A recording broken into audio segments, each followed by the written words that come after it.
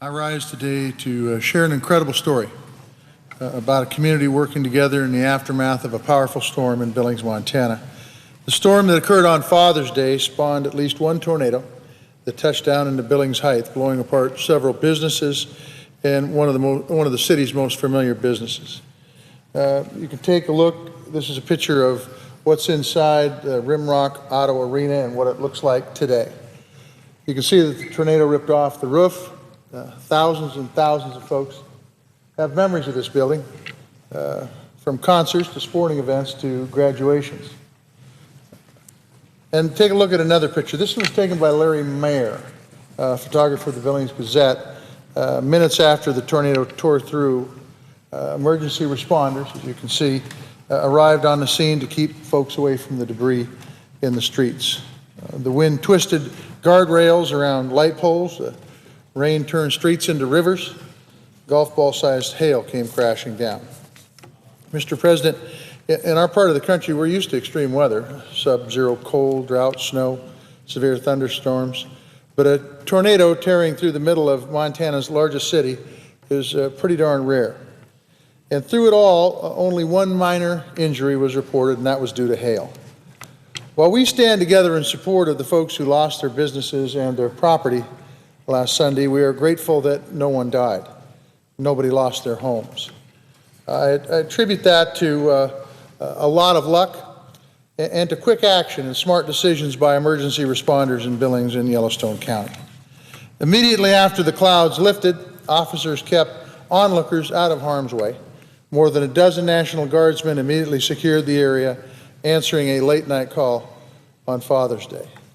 News reporters went to work sharing the story, and elected leaders, from councilmen to commissioners, buckled down to hammer out the next steps. This week, people across the country opened up their newspapers and turned on their TVs to see the incredible pictures from Billings, Montana. They saw what happens when a community works together in the aftermath of a storm such as this. Everyone lived to share the story, and the community grew stronger because of it. Mr. President, it's not just Billings that felt the force of wild weather this last week. Further north, the community of Rocky Boys Indian Reservation is still trying to tally up the damage after a powerful rainstorm last Thursday night. In the nearby Bear Paw Mountains, there's word that water wiped out entire roads. Dozens of families in the area were forced out of their homes. Roads were destroyed. Last week, a microburst destroyed a home near Floyd, Montana. Ramona Ryder, the woman who lived in a residence there, died in that storm. Mr. President. And of course, Montana is a state where agriculture is not just the top industry, it's the livelihood of thousands of families. Weather takes its toll on crops, on soil, on homes. But over the past week, we've seen unusual weather across the Big Sky State, and we can expect more of it. From farmers to tribal communities to folks who live in Montana's biggest cities, it impacts everyone.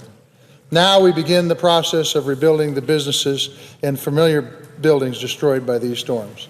Mr. President, I ask you and all of my colleagues to stand with myself and Senator Baucus to offer any support that we can to the Billings and Rocky Boys communities, those folks up in the Bear Paw Mountains, and especially to the folks who have to start from scratch.